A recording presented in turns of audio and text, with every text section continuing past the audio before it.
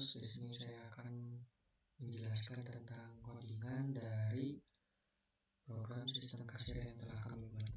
Di sini kami menggunakan dua library, yaitu iStream dan fsync. Kemudian ada deklarasi max sama dengan 100. Kemudian ada pemanggilan offstream struct yang nantinya membantu untuk pemanggilan aplikasi lain. Yang ada tampilan pertama, header 1, kemudian ada header kedua. Di sini saya menggunakan dua tipe bentukan. Yang pertama itu struct produk yang isinya kode, nama, harga, kuantitas, dan total. Dan ada tipe bentukan waktu, yaitu tanggal, bulan, dan tahun.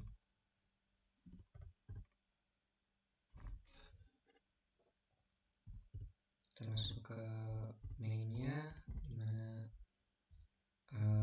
data dengan tipe produk, kemudian belanja dengan tipe produk, tanggal beli dengan tipe waktu, kemudian ada titik opsi, titik posisi. Titik posisi 4 ini dikarenakan saya sudah mengisi 4 data produk agar mempercepat. Kemudian ada titik posisi belinya sama dengan 0 karena belum ada melakukan transaksi. Dan ini header yang pertama seperti yang sebelah kanan ini. Misalnya kita contoh masuk ke menu data produk. Masuk ke pilihan yang pertama, case yang pertama, display. Di sini ada 5 case. Ada display, ada add, ada edit, ada delete, kemudian ada keluar atau kembali ke menu yang pertama tadi. Kemudian ada default. Default ini bila mana kita mengetikkan di luar dari 1 sampai 5. Contohnya kita masukkan inputkan 1 untuk menampilkan data produk. Ini merupakan tampilan dari produk-produk yang ada atau yang sudah tersimpan. Dan untuk codingannya seperti ini. Clear screen, cout, kemudian jika posisinya sama dengan 0, maka tidak ada produk tersimpan. Else, cout, yang mau kode nama produk atau harganya, kemudian dilakukan looping untuk menampilkan data-data dari nomor, kode, nama produk, dan harga. Kemudian akan dilakukan sistem pause. Dan kita enter. Kita masuk ke menu tambahkan data produk. Di menu tambahkan data produk ini kita menggunakan parameter yang sama, ada produk data, kemudian dari titik posisi dengan bantuan indeks sama dengan 0. Screen, kemudian ada cout, kemudian disuruh untuk memasukkan kode produk. Kode produk tadi akan masuk ke kode data posisi, kemudian di C ignore untuk menerima inputan sampai menekan enter. Kemudian dilakukan looping. Looping di sini bermaksud untuk agar kode yang akan ditambahkan tidak sama dengan kode yang sudah ada. Contohnya, jika kita memasukkan kode 111, maka kode sudah digunakan. Maka akan keluar dari looping dan balik lagi ke menu yang kedua. Kemudian jika indeksnya tidak sama dengan 1, contohnya dengan 5, maka akan lanjut ke bagian berikutnya, yaitu untuk memasukkan nama produk, kemudian akan disimpan di nama data posisi, kemudian ada harga produk juga, kemudian posisinya akan di increment. Produknya misalnya seperti harganya 5.000. Kemudian kita masuk ke bagian edit. Bagian edit ini sama seperti tadi, ini cout untuk menampilkan data produk yang sudah tersimpan dan keterangan kembali 999 dan masukkan nomor produk yang akan diedit. misalnya kita akan mengetik produk nomor 5, masukkan kode baru. Di sini juga dilakukan pengecekan sama seperti tadi, agar tujuannya kode yang baru tidak akan sama dengan kode yang sebelumnya.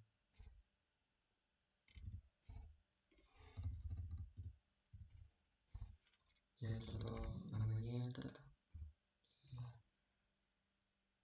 kita ganti. Sekarang harganya misalnya 6.000. Jika data berhasil diedit, maka akan di looping kembali atau ditampilkan kembali, maka data nomor 5 tadi akan berubah.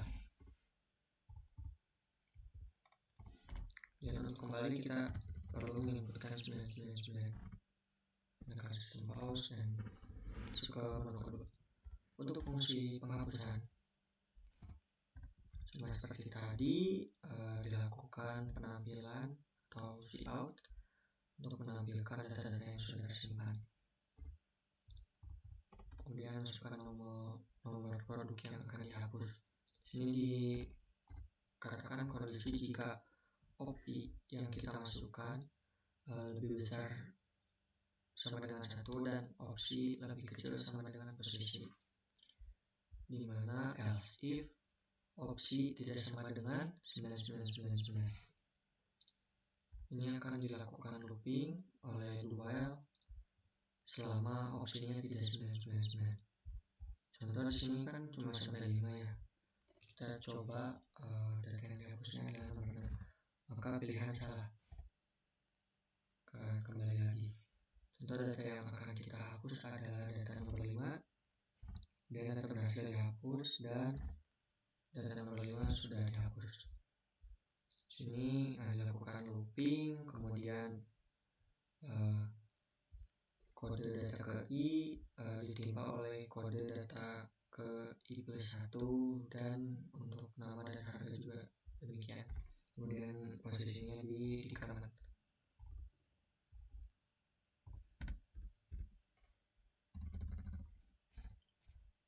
Kemudian kita keluar, kita masuk ke bagian transaksi. Untuk bagian transaksi ini kita menggunakan parameternya masih sedikit sama, hanya ada tambahan di waktu tanggal beli.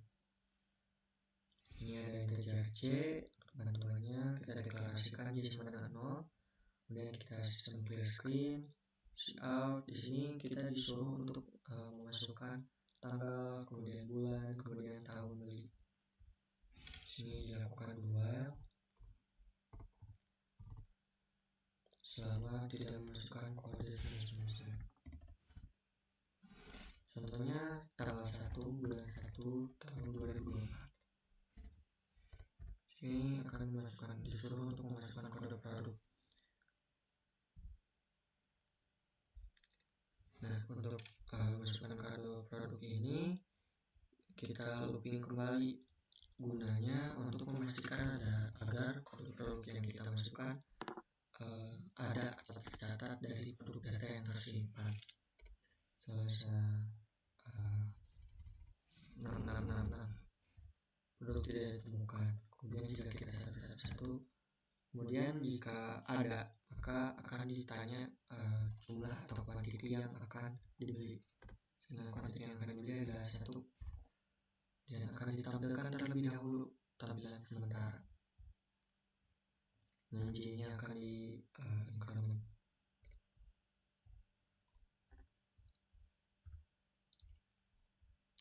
Dan ketika kita masukkan lagi 2 ya, masukkan lagi. Jika kita sudah selesai, maka kita masukkan atau inputkan kode 9999. Maka setelah kode 999 kita panggil, keluar dari proses do while tadi dan kita memanggil struct pembelian. Ini akan ditampilkan tanggal beli yang seperti yang kita masukkan tadi, kemudian akan di looping sesuai dengan belanjaan yang kita pilih tadi. Kemudian di sini ada subtotalnya. Kemudian bayar, di sini ada dua kondisi. Ketika bayarnya kurang dari subtotal maka uang tidak cukup.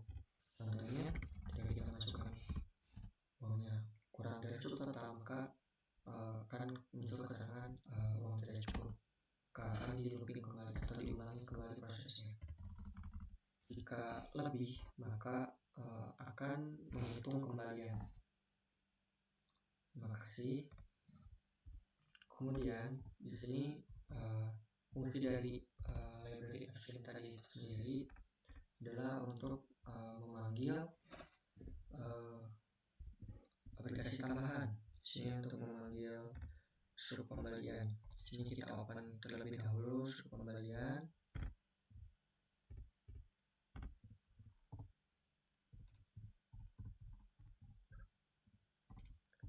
Sama seperti tadi, lihat saja tidak disiarkan ke CMD tetapi disiarkan ke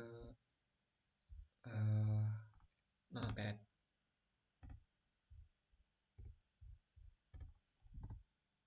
Dan ketika di close maka ini untuk tadi struknya. Dan ketika kita close maka sistem akan otomatis memulai Notepad. Yang tadi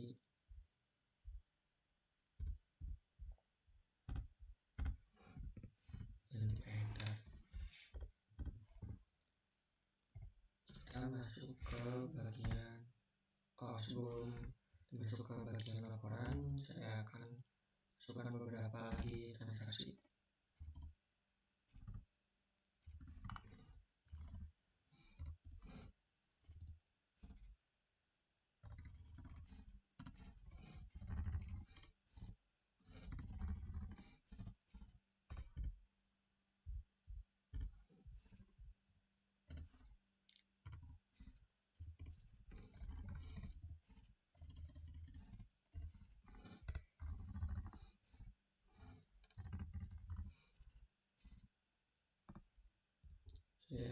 Saya melakukan transaksi yang ketiga yaitu tanggal 1 bulan 3 2024, kemudian tanggal 2 bulan 2 2024.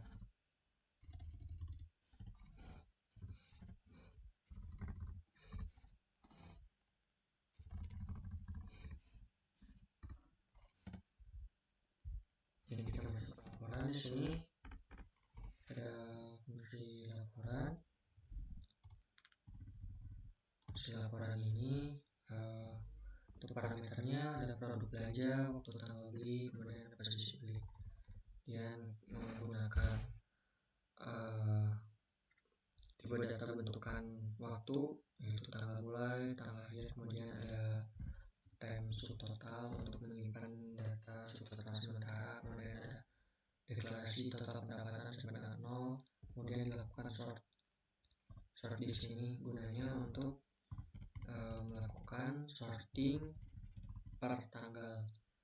Jadi seperti tadi saya melakukan transaksi ketiga di mana tanggal 1 bulan 3 2024, kemudian berikutnya tanggal 2 bulan 2 2024. Maka dalam urutan otomatis yang tanggal 3 terlebih dahulu, kemudian tanggal 1 bulan 3, kemudian tanggal 2 bulan 2. Tapi jika kita sort maka harusnya tanggal 2 terlebih dahulu, bulan 2, kemudian tanggal 1 bulan 3.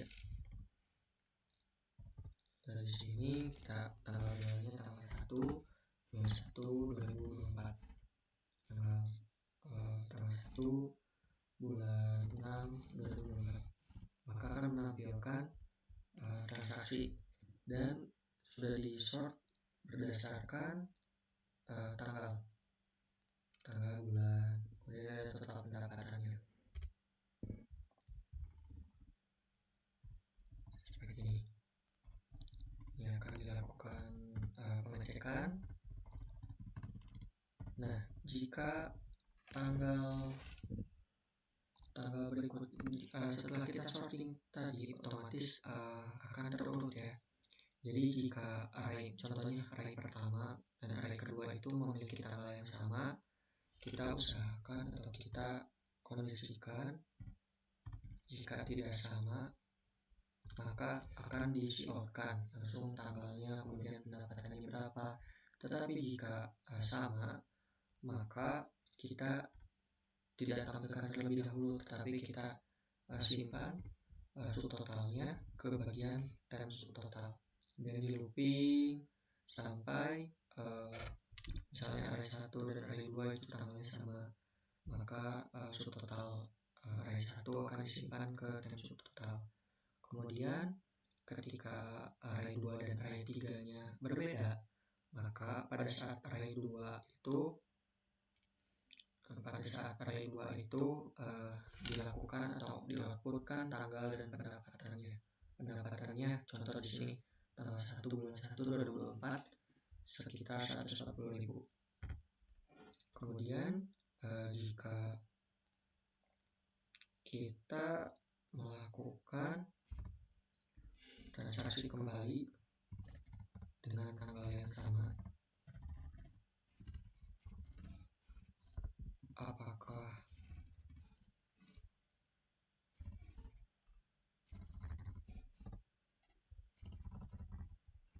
kita transaksi dengan tanggal yang sama tadi dengan total 80.000,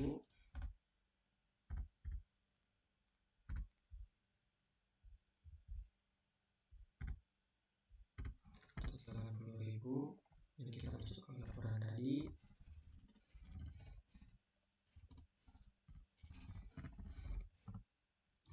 Nah, otomatis yang tadi 140.000 pendapatannya akan diakumulasikan dengan yang barusan, sehingga mempermudah dalam melihat laporan total penjualan. Kemudian di sini kita uji juga, di sini kan ada tanggal 2 bulan 2. Bagaimana jika kita melakukan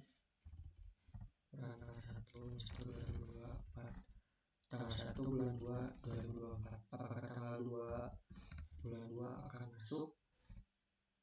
Nah, di sini tersortir atau tersortir dengan baik karena tanggal 2 bulan 2 itu tidak masuk ya. Sekian yang dapat saya sampaikan atau dapat saya paparkan. Maaf bila ada kesalahan dan kekurangan, saya kembalikan kepada moderator. Terima kasih.